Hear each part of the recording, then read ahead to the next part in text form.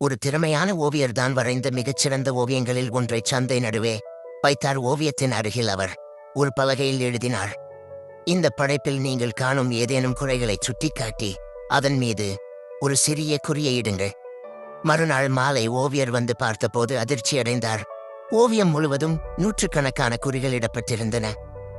அழகிய முகங்கள், துல்லியமான கோடுகள், வண்ணங்களின் கலவை என அனைத்து இடங்களிலும் மக்கள் குறிகளை குறித்திருந்தனர். தன் படைப்பு மிகவும் குறைபாடுடையது என்று நினைத்து அவர் மிகுந்த சோகமடைந்தார். அடுத்த நாள் அதே ஓவியர் அதே ஓவியத்தை மீண்டும் சந்தை நடுவே வைத்தார். இந்த முறை அவர் பலகையில் வேறு விதமாக எழுதினார், இந்த படைப்பில் நீங்கள் காணும் குறைகளை சுட்டிக்காட்டுங்கள், அத்துடன் அந்த குறைகளை எப்படி சரி செய்வது என்பதற்கான வழியையும் எழுதுங்கள். மறுநாள் மாலை ஓவியர் வந்து பார்த்தபோது ஓவியத்தில் ஒரு குறியும் இல்லை.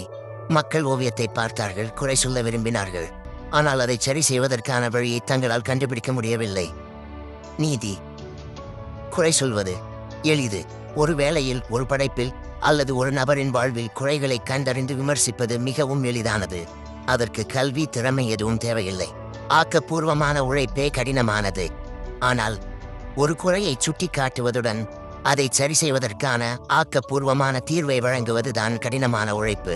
வாழ்க்கை பாடம்: நாம் விமர்சனங்களை எதிர்கொள்ளும் போது அந்த குறைகளை கண்டுபிடித்தவர்கள் அதற்கான தீர்வை சொல்ல தயாராக இல்லை என்றால் அந்த குறைகளை நாம் அதிக அளவில் பொருட்படுத்த தேவையில்லை. பெருமையான விமர்சனங்களை விட நம் உழைப்பில் நாம் வைத்திருக்கும் நம்பிக்கையே பெரியது. இந்த கதை உங்களுக்கு பிடித்திருக்கும் என்று நம்புகிறேன். இது போன்ற குட்டி ஸ்டோரிஸ்களை நீங்க பார்க்க விரும்பினால் எங்க சேனலை மறக்காம சப்ஸ்கிரைப் பண்ணுங்க. உங்கள் ஆதரவு எங்களுக்கு மிகவும் முக்கியம். இது போன்ற மேலும் பல கதைகள் உங்களுக்கு காத்திருக்கின்றன.